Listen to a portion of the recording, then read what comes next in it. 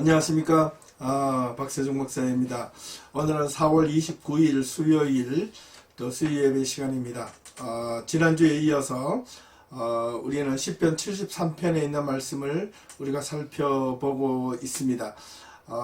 지난주에 시편 73편 1절에서 17절까지 말씀을 보았다면 오늘은 18절에서 28절까지 있는 내용을 함께 살펴보도록 하겠습니다.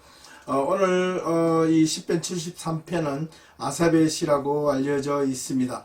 우리가 잘 알고 있는 이 아삽은 다윗 왕 때에 하나님의 성소에서 찬양대를 이끌었던 찬양대장 또는 성가대 지휘대장이라고 알려져 있습니다. 예, 이 아삽은 우리가 성경에 오늘 지난주에 이어서 함께 살펴볼 텐데요.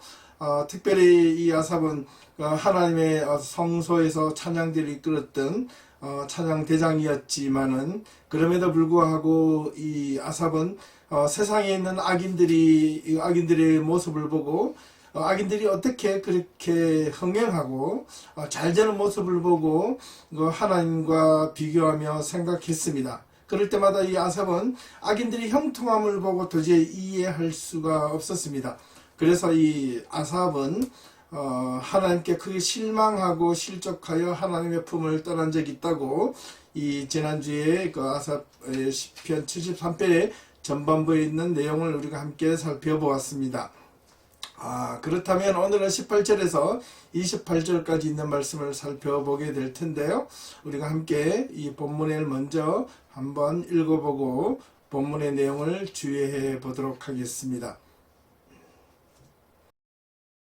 주께서 참으로 그들을 미끄러운 곳에 두시며 파멸에 던지시니 그들이 어찌하여 그리 갑자기 황폐되었는가. 놀랄 정도로 그들은 전멸하였나이다. 주여, 사람이 깬 후에는 꿈을 무시함같이 주께서 깨신 후에는 그들의 형상을 멸시하시리이다. 내 마음이 산란하며 내 양심이 찔렸나이다. 내가 이같이 우매무지함으로 주 앞에 짐승이오나 내가 항상 주와 함께하니 주께서 내 오른손을 붙드셨나이다.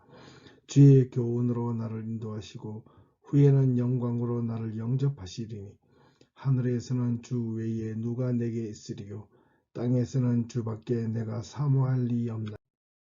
내 육체와 마음은 소약하나 하나님은 내 마음의 반석이시요 영원한 분기이시라. 무릇 주를 멀리하는 자는 망하리니 음녀같이 주를 떠난 자를 주께서 다 멸하셨나이다. 하나님께 가까이함이 내게 복이라. 내가 주 여호와를 나의 피난처로 삼아 주의 모든 행적을 전파하리이다. 아멘. 네. 자, 우리가 함께 읽어보았는데요. 지난주에 이어서 시편 73편 18절에서 28절까지 있는 말씀을 우리가 함께 살펴보겠습니다. 아삽은 이렇게 고백합니다. 지난주에 있는 내용을 잠깐 고백하자면 세상에서 어떻게 악인들이 너무나 잘 되는지 안 되는지를 돌아보고 싶어서 세상에서 아삽은 하나님의 품을 떠나서 그 이유를 찾아보고 싶었지만 그 이유를 찾을 길이 없었습니다.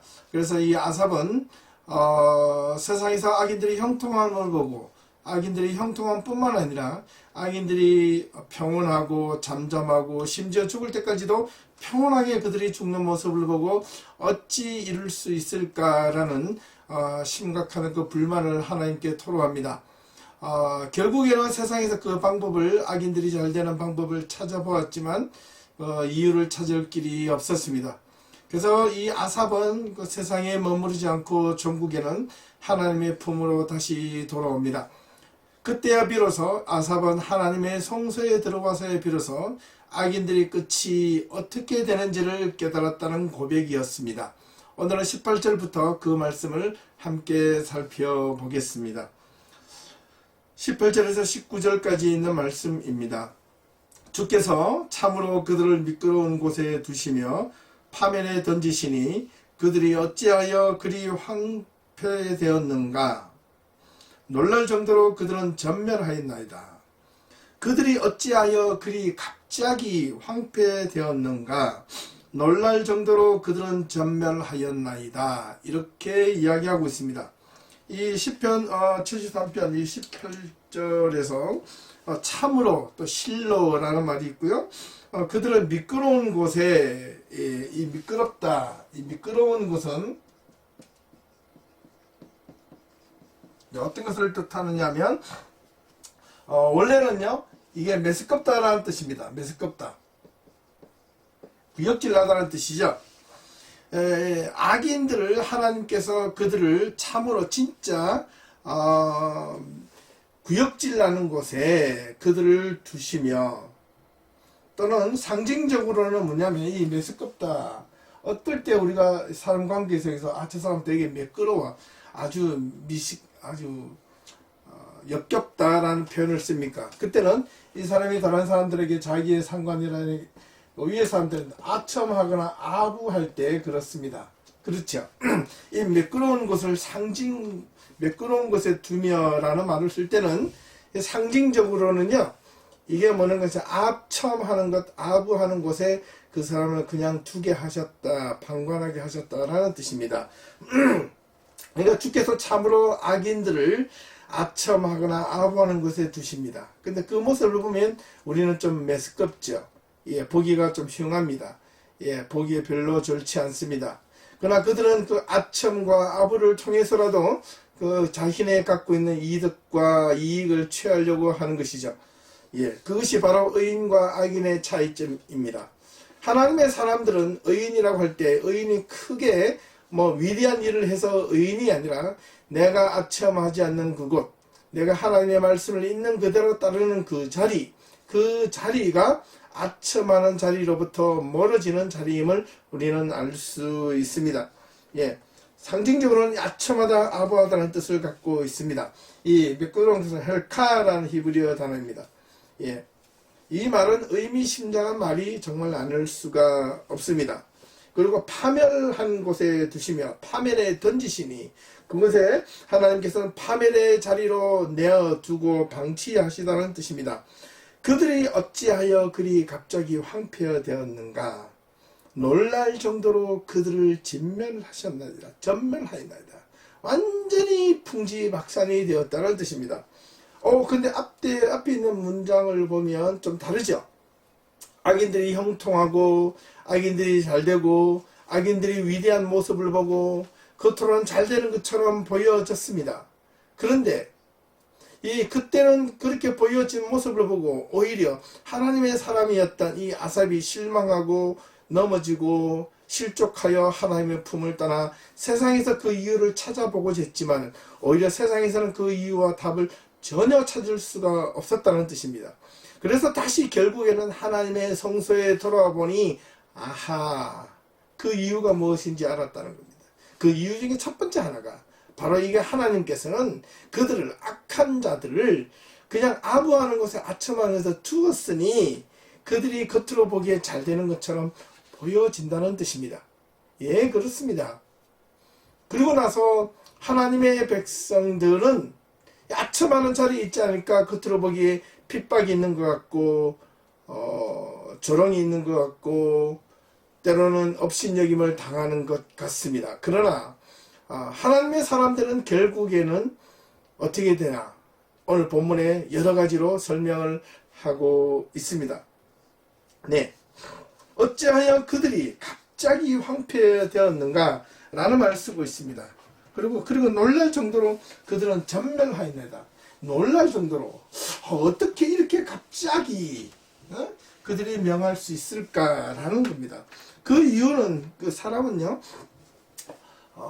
처음도 좋아야 되고 과정도 좋아야지만은 하지만은 결국에는 끝이 좋아야 합니다. 사람이요, 이렇게 사람 간의 관계 속에서 처음은 좋게 대부분 시작하다가 자기의 이익과 자기의 생각과 자기의 본질이 삐뚤어지기 시작할 때는 어떤 것을 생각하기 시작하냐면 이 본전이 생각나는 거예요. 이익이 생각나는 거예요. 손해볼 것 같은 거예요. 예. 정말 진리를 따르고 본질을 따르는 사람들은 자기의 이익에 상관없이 그 진리를 추구하고 따라갑니다. 예, 정말 깊은 고뇌가 있는 자들입니다. 하지만은 악인들은 그 이익을 쫓아서 진리를 버리고 본질을 포기하고 생각과 사상과 의미를 헌신짝처럼 자기 이익을 따라 버렸을 때 겉으로는 금방 잘 되는 것 같이 보여지지만 어느 날 순간 갑자기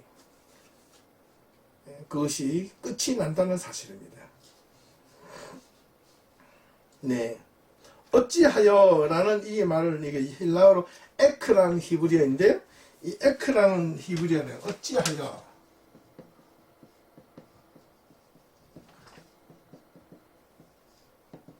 이 에크라는 히브리어는 어떻게 보면 어떻게 하여 또는 어떻게 되었길래 다르게 말하면 그들이 도대체 어찌 그리 갑자기 황폐하게 되었는가. 내가 기대치 않은 어떤 일들이 갑자기 일어났다는 겁니다. 그들은 어떻게 되었다고요? 성공했다고요? 아닙니다. 전멸되었다는 겁니다. 예.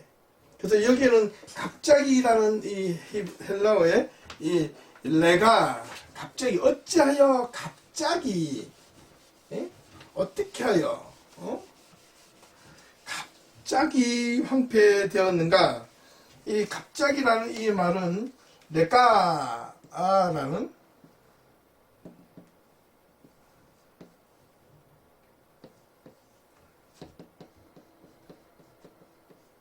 레가라는 히브리어인데요. 이 말은 뭐냐면 어찌하여 갑자기라는 것은 눈 깜짝할 사이 순간 in a moment라는 말로 NIV 성경은 사용하고 있는데 이게 졸지에라는 말을 우리가 좀 한자로 사용할 수가 있습니다. 악인의 형통함, 악인의 잘됨, 악인의 어떤 그 부요함, 악인이 어떤 평온함이 어느 순간 갑자기 찾아와서 평온함이 두려움으로 바뀌고 형통함이 멸망으로 바뀌어진다는 사실입니다. 이 말을 바꾸어서 설명을 하면 왜냐하면 이 의인들의 받는 고난이 너무나 지루하고 고통스럽고 괴로운 것 같지만 그와 반면 이와 반대로 어느 순간 반전이 된다는 사실이죠. 우리는 그것을 믿고 인내하며 살아갈 수 있어야 하겠습니다. 이 시편 73편에서 드러난 이 문제는 솔직히 갑자기 이 졸지에 악인들이 다가올 종말을 바라볼 그 순간에 그 바라볼 때에 그때 가졌던 모든 악인들의 형통함에 대한 그 궁금했던 질문들이 한순간에 풀려버린다는 사실입니다. 우리 믿음의 신앙인들은 바로 이러한 부분들을 믿음을 가지고 우리가 온전히 우리의 삶을 온전하게 헤쳐나가야 될 책임감이 있다는 사실입니다. 이 의인들은 이 아삽은 그것을 보고 놀랐습니다. 악인들이 그동안 지루하게 참 이게 볼상 사나울 만큼 그것이 꼴보기가 힘들 정도로 악인들이 형통하고 잘되고 평온하고 죽음조차도 평안하게 죽는 그런 모습들을 보면서 이 아삽은 참을 수가 없었습니다. 그런데 어느 순간 그것이 반전이 되었다는 겁니다. 그 모습을 보니 맞아, 결국에는 하나님이 살아계시고 하나님이 정말 그들을 멸하셨다는 사실을 고백하게 된다는 겁니다. 그 사실들을 어디에서 발견하게 되느냐? 우리는 이 세상에서 방법이 아니라 하나님의 방법은 바로 이 하나님의 성소에서 하나님 계신 존전 앞에서 하나님 앞에 나올 때만이 그 답을 찾을 수 있다는 겁니다. 우리는 그 하나님의 성소가 어디였다고 말씀드렸습니까? 예배의 자리, 말씀의 자리, 기도의 자리로 나올 때만이 우리는 세상에서 이해되지 못하는 온갖 방법들에 대한 온갖 행위에 대한 삶의 미스테리한 부분들을 하나님의 뜻 가운데서 하나님의 방식대로 하나님께서 말씀하시는 그 자리에 나올 때 그 이유와 해답을 찾을 수 있다는 사실입니다. 죽을 때 깨닫아요. 온전하게 하나님 앞으로 나오지 못하는 자들은 그를 깨닫기가 힘듭니다. 그러나 실로 하나님 앞에 온전하게 나아오려고 노력하고 몸부림치는 자들은 하나님의 말씀을 부여잡을 때 힘이 있고 힘을 주시고 그 힘 안에서 세상에 있는 악인들이 어떻게 종국을 맞이하고 어떨 때 갑자기 그들은 끝을 진멸할 정도로 끝이 다가오는지를 알게 된다는 사실입니다. 이러한 부분들은 성경 곳곳에 기록하고 있고 알려져 있습니다. 20절 말씀입니다. 주여 사람이 깬 후에는 꿈을 무시함 같이 주께서 깨신 후에는 그들의 형상을 멸시하리이다. 사람의 형통함은 이 꿈과 같다는 뜻입니다. 일장춘몽이라는 말이 있습니다.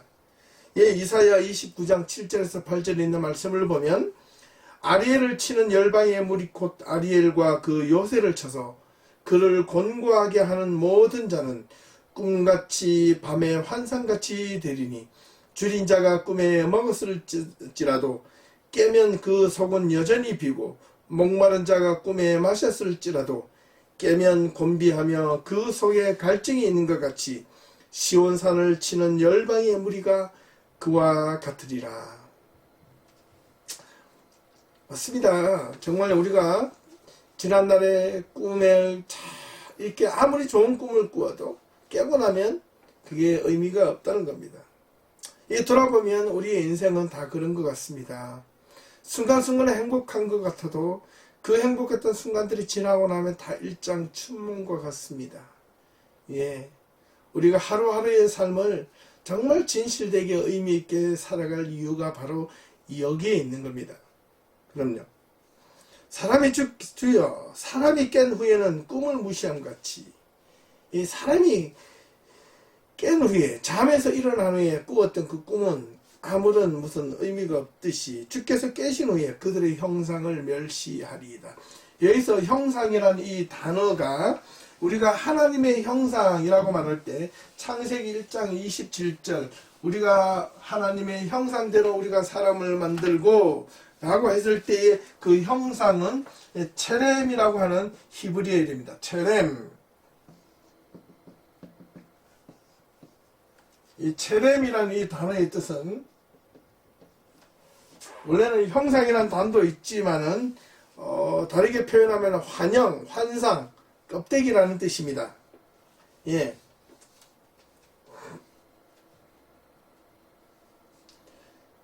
이 그들의 형상을 멸시하시리이다. 멸시하다라는 이 바자라는 이 말은 어떻게 됐냐면 업신여기다, 무시하다, 내버려두다, 방치하다라는 뜻을 가지고 있습니다.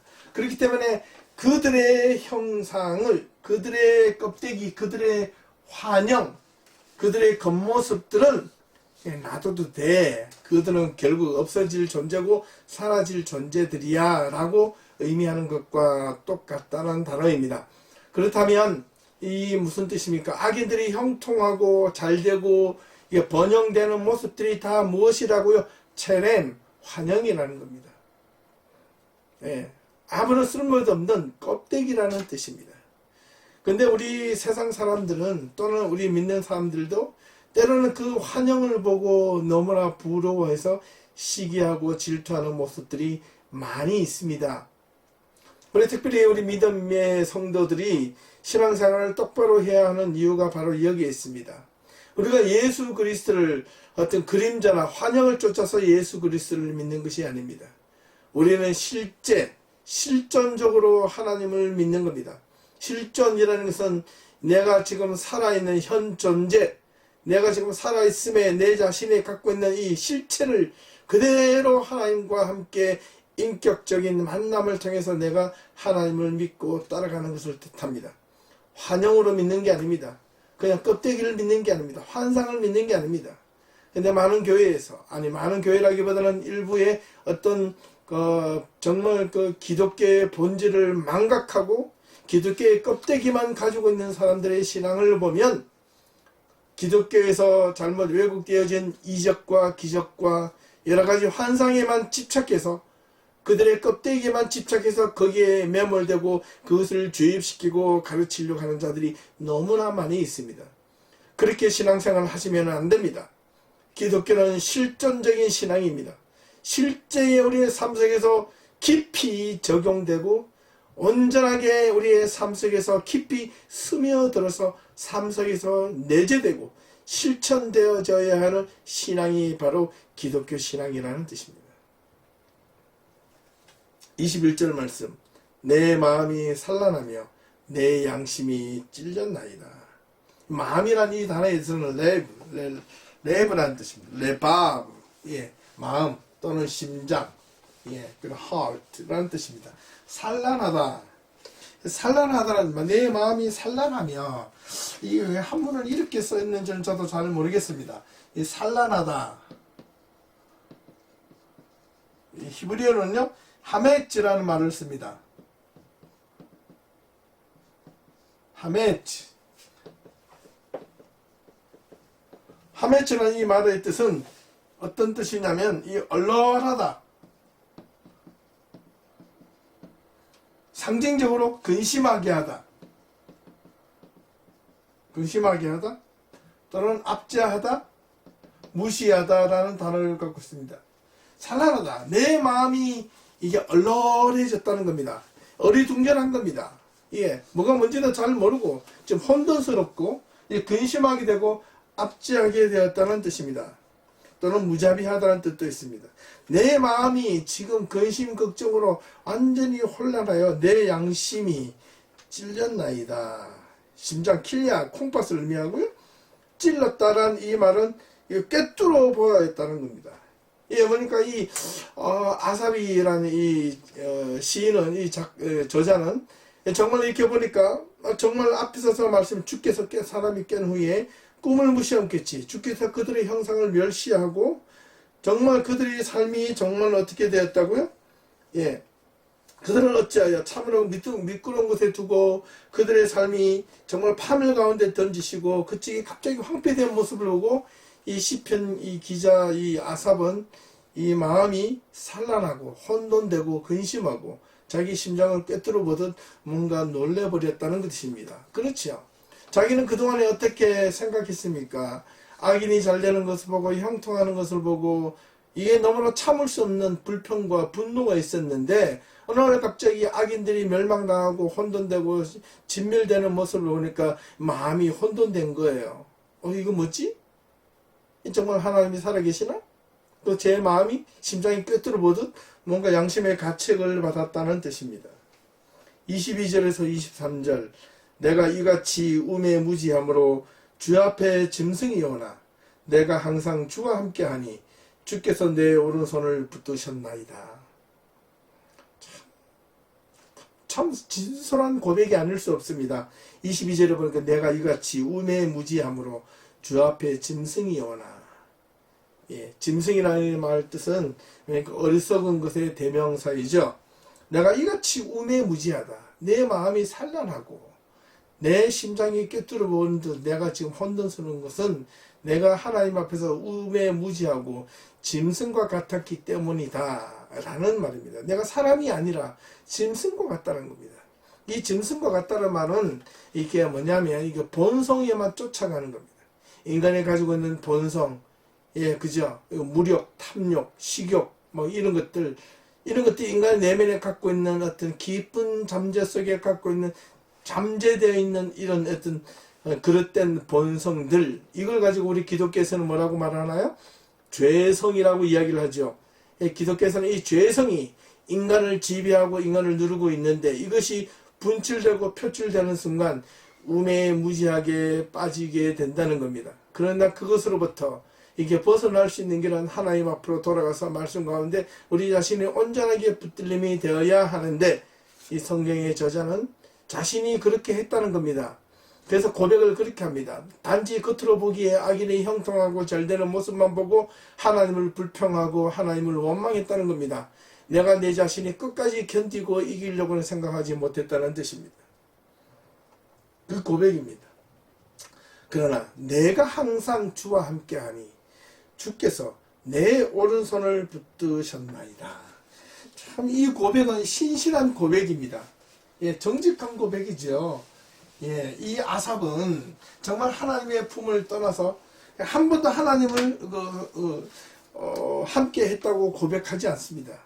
이 아삽의 고백은 사실은 하나님이 내 품을 따랐다고, 내가 하나님의 품을 따랐다고 고백했기 때문에 아삽이 하나님을 함께 했다고 고백할 수는 없습니다. 근데 이 고백은 뭐냐면, 내가 항상 주와 함께 하니, 이게 깊은 곳에서 이게 하나님을 끝까지 붙들고 싶어 하는 그런 마음은 한쪽 구석에는 조금 있었다라는 뜻입니다.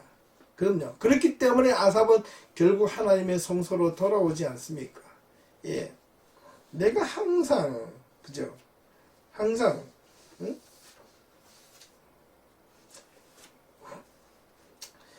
이 항상이라는 것은 좋은 일뿐만 아니라 나쁜 일이 있을 때나 기분 좋을 때나 항상 하나님과 함께 하려고 하는 그 노력, 그 마음. 사실은 아삽은 그렇게 행동을 하지 않았죠. 그런데 이 고백은 뭐냐니까, 돌아오고 나니까 이제는 더 이상 내가 하나님의 품을 떠날 이유를 찾지 못했던 겁니다. 그래서 항상 내가 주와 함께 하겠다는 어떤 미래에 대한 고백이기도 하고요. 그 다음에 현재적인 고백이기도 하고, 돌아오고 나니 내가 더 이상 하나님 품을 떠날 이유를 이제 찾지 못했던 겁니다. 왜냐? 악인들이 갑자기 진멸되는 모습을 그런 눈으로 보았기 때문에 그랬습니다. 견물생심이라고 그랬나요? 우리는 눈으로 보아야지만 믿죠. 예, 때로는 그렇지 않습니다. 기독교 신앙을 반드시 눈으로 확인해야만 하는 신앙은 아니기 때문에 그렇습니다. 우리가 믿음으로 받아들이라는 그 믿음은 어떤 맹목적인 믿음이 아니라 우리가 논리적으로 이성적으로 하나님을 믿어야 하는 이유, 하나님이 누구이시고 예수 그리스도가 누구이시고 나는 왜 신앙생활을 해야 되는 그 이유를 분명하게 찾고 내가 인지적으로 이성적으로 논리적으로 인식되어지고 그것이 내 가슴으로 머리로 받아들여 고백되어지는 신앙을 기독교 신앙이라고 고백하기 때문에 그렇습니다. 내가 항상 언제나 주와 함께 있었더니 주께서 내 오른손을 붙들어 주셨다. 우리는 오해하시면 안 됩니다. 우리가 신앙생활을 해갈 때 내가 하나님을 붙들었다고 생각하고 내가 하나님을 만졌다고 생각하고 내가 하나님의 십자가를 잡았다고 생각하기 쉽습니다. 근데 실제로는 그렇지 않습니다. 우리가 하나님을 믿고 하나님을 의지하는 그 순간 그 믿음은 가질지언데 그러나 하나님이 나와 함께 해주시고 하나님이 내 오른손을 붙들어 주시기 때문에 주께서 우리와 함께 하신다는 겁니다. 우리는 이 고백이 항상 있어야 하겠습니다. 우리의 삶의 가운데 있어서 정말 우리가 하나님 앞에 날마다 동행한다는 것은 내가 하나님 앞에 동행하겠다는 것이 아니라 우리가 하루의 일상을 생활할 때, 하루를 시작할 때, 하루를 끝을 맺을 때, 저와 여러분들이 하나님 앞에 고백할 때 이렇게 고백하는 것이 더 옳습니다. 하나님, 오늘도 저와 함께 동행하여 주시옵소서. 하나님, 내가 하나님과 함께 동행해 주겠습니다. 이것이 아니고 하나님, 오늘도 저와 함께 해주세요. 행여 내가 옆길로 갈지라도, 행여 내가 딴짓을 할지라도 하나님, 나에게 곧비를 잡아서 나를 잘못된 길로 갈 때는 멈추게 하시고 내가 옳은 길로 갈 때는 채찍질하여 더 빨리 달리게 하시고 내 삶의 인생 하루에 있어서 아주 시작하고 마침에 있어서 하나님께 감사와 찬양과 기쁨이 있는 그런 하루가 되게 해달라고 고백하는 것, 이것이 바로 우리 기독교 신앙인들의 본질입니다. 이걸 놓치시면 안 됩니다. 예, 우리가 행동을 우리가 하고 우리가 삶을 살지만은 그런 고백이 있는 것과 하나님, 오늘 내가 한번 열심히 한번 살아볼 테니까 뒤에서 한번 지켜봐 주이소. 예, 한번 watch만 하세요. 가다가 내가 그러면 이렇게 하지 마시고, 이런 것이 신앙이 아닙니다. 하나님, 우리 지난주에 설교할 때 지난주에 멍해라는 말이 있다고 그랬죠. 하나님이 우리를 이끌어 가시도록. 그러나 내가 생각하고 내가 살아가는 거죠. 근데 이게 이중적인 신앙의 어떤 밸런스가 있습니다. 자, 24절에서 25절까지 있는 말씀입니다. 주의 교훈으로 나를 인도하시고 후에는 영광으로 나를 영접하시리니 하늘에서는 주 외에 누가 내게 있으리요. 땅에서는 주밖에 내가 사모할 리 없나이다. 주의 교훈으로, 교훈이라는 말은 이게 에짜라는 히브리어는 이 조언, 충고입니다. 에짜, 예, 애자.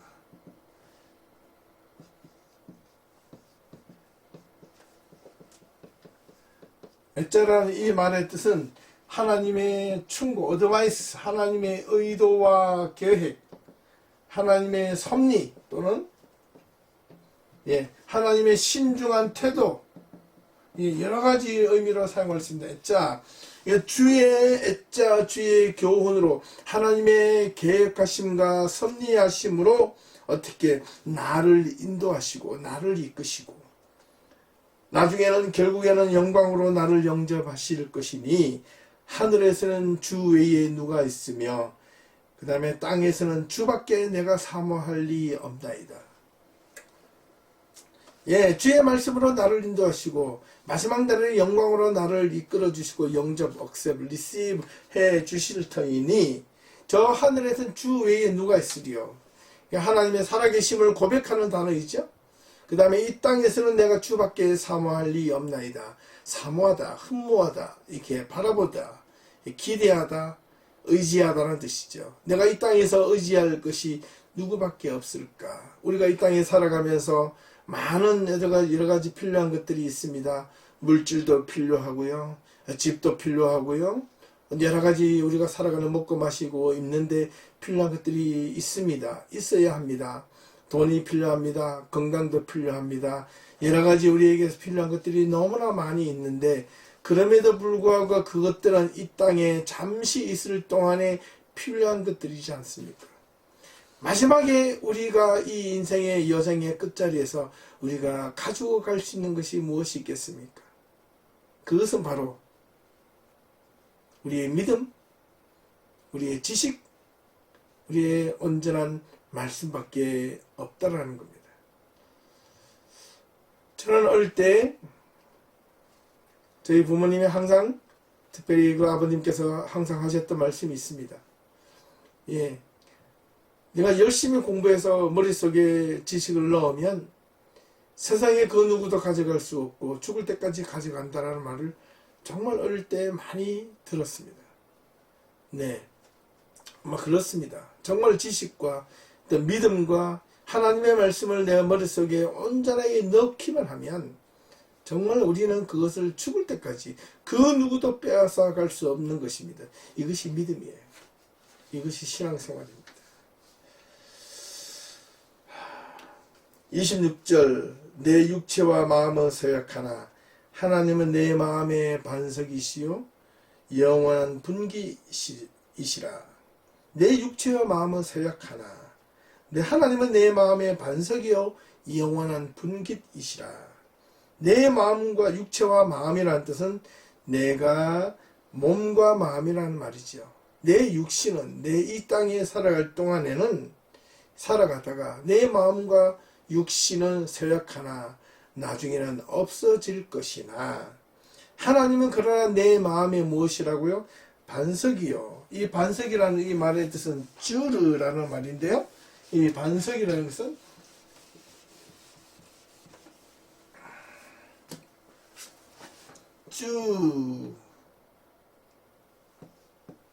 쭈르 반석이라는 단어가 이 쭈라는 단어인데요. 이 말은 뜻은 원래 시작할 때 쭈르는 절벽을 뜻합니다.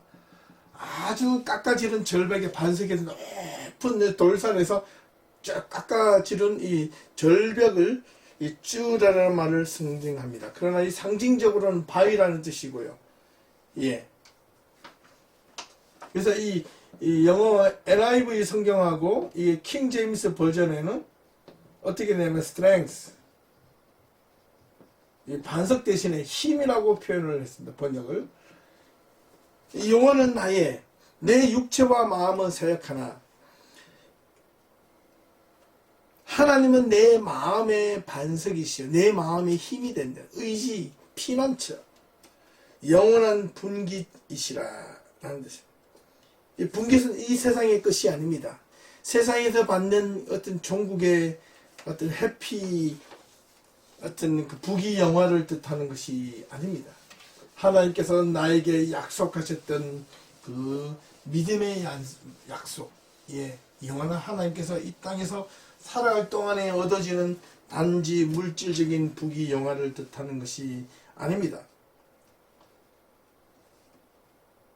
이 세상에 있는 그 어떤 지상에 이 땅에 있는 것도 아닌 오직 하나님만이 자기 인생의 행복이자 사모이자 근원임을 밝히고 있습니다. 이렇게 고백할 수만 있다면 우리는 다르게 말하면 이 신앙의 끝판왕이라고도 말할 수 있습니다. 우리의 신앙의 끝판왕이 뭡니까? 오직 하나님 한 분만 가지고도 내가 감사하고 행복하고 기쁨을 누리며 살아갈 수 있다는 겁니다. 이것이 아삽의 고백이었습니다. 그는 세상에 나가서 세상의 방법을 가지고 찾아보려고 노력을 했지만 그 답을 얻을 수가 없었습니다. 그래서 하나님의 성소에 들어왔을 때 하나님 아삽은 이거를 발견했던 것이죠. 이제 마지막 27절 28절 말씀입니다. 무릇 주를 멀리하는 자는 망하리니 엄녀같이 주를 떠난 자를 주께서 다 멸하셨나이다. 하나님께 가까이함이 내게 복이라. 내가 주 여호와를 나의 피난처로 삼아 주의 모든 행적을 전파하리이다. 무릇 주를 멀리하는 자, 주를 멀리 떠나 있는 자는 하나님과 함께하는 것이 생명인데, 주를 멀리하는 자, 주를 떠나가는 자, 이거는 뭐냐면 이거는 바로 죽음이요 사망을 뜻하는 말입니다. 하나님을 멀리하는 자는 결국 어떻게 된다고요? 망한다는 겁니다. 길을 잃어버린다는 겁니다. 하나님을 멀리하는 자는 인생의 길을 잃어버린다는 겁니다. 다르게 말하면 인생의 본질, 인생의 어떤 궁극적인 길, 본향을 향하여 찾아가는 그 길을 망각하거나 잃어버리게 된다는 뜻입니다. 그래서 우리는 그 하나님의 섭리의 길, 믿음의 길, 말씀의 길을 온전하게 제대로 찾고 우리가 궁극적으로 하나님을 향하는 본향의 길을 찾아가려면 어떻게 하나님을 가까이 하라는 것입니다. 그리고 음녀같이 주를 떠난 자는 주께서 다 멸하셨나이다. 이 음녀라는 말 뜻은 있는 그대로 하나님을 떠난 자, 우상을 섬기는 자, 상징적으로 쓰는 말이죠. 비단 이게 창녀를 뜻하는, 이거 몸을 파는 창녀를 뜻하는 말이 아닙니다. 이 음녀라는 성경의 곳곳에는 바로 우상을 섬기는 자를 뜻합니다. 우리가 하나님보다 약간이라도 앞서 있는 그 모든 것들은 우상이 될 수가 있는 것이죠. 그 우상에는 어떤 것들이 있습니까? 내가 하고 싶은 건 욕망으로 내가 해야 될 것이 아니고 내가 인간적으로 탐욕을 일으켜서 가지고 싶은 소유, 탐욕, 이것을 우상이라고 이야기하는 겁니다. 마지막 28절 말씀을 봅니다. 하나님께 가까이함이 내게 복이라. 내가 주 여호와를 나의 피난처로 삼아 주의 모든 행적을 전파하리이다. 하나님을 가까이함이 내게 복이라. 이게 지난 우리가 주에 이어서 오늘 이 두 번에 걸쳐서 이루어지는 오늘 말씀의 제목이 하나님을 가까이함이 내게 복이라는 말입니다. 하나님을 가까이하는 이 말, 이 가까이하다. 정말 이것이 뭡니까? 하나님을 멀리 떠나면 이건 망하는 것이고, 하나님이 가까이 하는 것 자체가 이 아삽이란 이 기자는 돌아보니 그 하나님을 가까이 하려고 하는 그 자체가, 하나님께 나아가려고 노력하는 자체가, 세상이 힘들고 어려울 때 하나님께 부르짖는 그 자체가, 하나님께 매달렸던 그 자체가, 하나님을 의지하고파 했던 그 마음 자체가 아마 그 자체가 이미 복이었다는 사실을 아삽은 뒤늦게야 알게 되었다는 겁니다. 정말 이게 위대한 말이 아닐 수가 없습니다. 하나님을 가까이 함이 내게 복이라. 내가 주 여호와를 나의 피난처로 삼아 주의 모든 행적을 전파하리이다. 내가 주 여호와를 나의 피난처로 삼아, 나의 안식처로 삼아 내가 쉴 곳을 찾아 내가 주의 모든 나를 인하여 행했던 행적들을 전파하리이다, 선포하리이다, 말하리이다, 고백하리이다 라는 뜻을 가지고 있습니다. 이것이 아마 선물이지 않을까 싶어요. 다르게 표현하면 우리가 하나님을 가까이 하지 못하는 이유가 무엇이 있겠습니까? 그 이유는 바로 우리가 눈앞에 보이는 여러 가지 상황 때문에 그럴 수 있습니다. 예. 나는 정직하게 열심히 나름대로 했는데 악인은 나쁜 짓을 하고도 형통하고 잘 되는 모습을 보니 눈에 보기에 거슬릴 수밖에 없습니다. 그러나 하나님을 가까이 하는 자는 눈에 보이는 것에 결코 흔들리지 않는다는 뜻입니다. 때로는 우리의 삶이 흔들리고 우리의 삶이 어렵고 힘들고 금방 눈앞에 보이기에 온 세상이 내 삶이 다 무너지는 것처럼 보이지만 포기하지 않고 끝까지 견디고 의지할 때 하나님께서는 그것을 보시고 나중에 악인이 영통하고 잘 되는데 어느 순간 그것이 멸망하고 진멸하는 순간이 찾아올 때 하나님의 의는 반전이 된다는 사실입니다. 28절 말씀을 한 번 더 살펴보겠습니다. 주와 함께하니 주께서 내 오른손을 붙드시나이다. 이 아삽이란 이 저자는 바로 하나님이 내게 가까이 함이 복이라는 것을 어떻게 알게 되었느냐면 내가 항상 주와 함께하니 주께서 내 오른손을 붙드셨기 때문이다. 주께서 내 오른손을 붙드셨기 때문에 내가 주와 항상 함께할 수밖에 없었다는 고백. 우리는 이 고백이 있기를 원합니다. 하나님께 가까이 함이 내가 하나님께 가까이 가려고 노력을 할 수 있지만 하나님께 이렇게 기도하기도 해야 합니다. 하나님, 내가 좀 부족하고 내가 연약하고 내가 좀 쓰러지는 한이 있더라도 하나님 나를 외면하지 마시고 내 곁에 오셔서 내 오른팔을 붙잡아 주시옵소서. 그리고 나와 항상 함께하여 주시옵소서.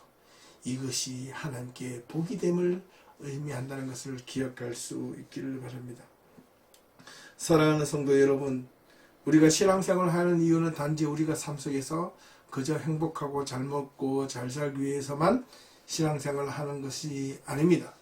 신앙생활의 궁극적인 이유는 우리가 하나님 앞에서 어떻게 살아가야 될 것이고 인간이란 무엇이고 내가 어떻게 살아야 하고 내가 어떻게 하나님께 가까이 갈 수 있는지 노력하며 또 몸부림치는 것을 신앙이라고 말할 수 있습니다. 저와 여러분들이 그런 신앙생활을 가질 수 있기를 소망합니다. 사랑하는 성도 여러분, 우리의 삶이 어떠합니까? 어떤 이는 지금 삶이 풍족하여 아무런 부족함이 없는 분들도 있을지도 모릅니다. 또 다른 어떤 분들은 지금 삶이 너무 힘들고 어려워서 너무나 고통 가운데 지금 지나고 있는 분들도 있을지 모릅니다. 그러나 그 삶의 눈앞에 보여지는 것이 전부가 아님을 오늘은 성경에서 분명히 이야기하고 있습니다. 그럼에도 불구하고 우리의 신앙이 우리의 삶이 믿음 안에서 우리의 신앙이 중심이 되려면 바로 우리의 상황을 넘어 하나님이 살아계신 하나님께서 우리의 삶의 근본적인 이유가 무엇이고 우리의 삶의 유불리와 상관없이 변함없이 내가 하나님 품에 있겠다는 고백, 하나님께 가까이 가려고 노력하는 그 몸짓, 또한 우리가 고백해야 될 마지막 고백은 하나님 나와 함께 해주시고 내 오른손을 붙들어 주시고 그렇기 때문에 내가 주와 항상 함께 할 수 있는 이유를 찾게 하여 주시옵소서. 결론을 맺겠습니다. 하나님을 가까이 함이 내게 복이라. 이 말의 의미가 이제 무엇인지 알았습니다. 저와 여러분들의 삶에 정말 하나님께서 날마다 우리의 삶이 하나님께 가까이 할 수 있는 그 삶이 될 수 있기를 진심으로 주님의 이름으로 축원합니다. 그 모든 삶이 저와 여러분들에게 적용될 수 있기를 소망합니다. 하나님이 가까이 하는 그 자체가 우리에게 복임을 우리가 경험하는 남은 한 주간이 다 될 수 있기를 주님의 이름으로 축복합니다. 감사합니다.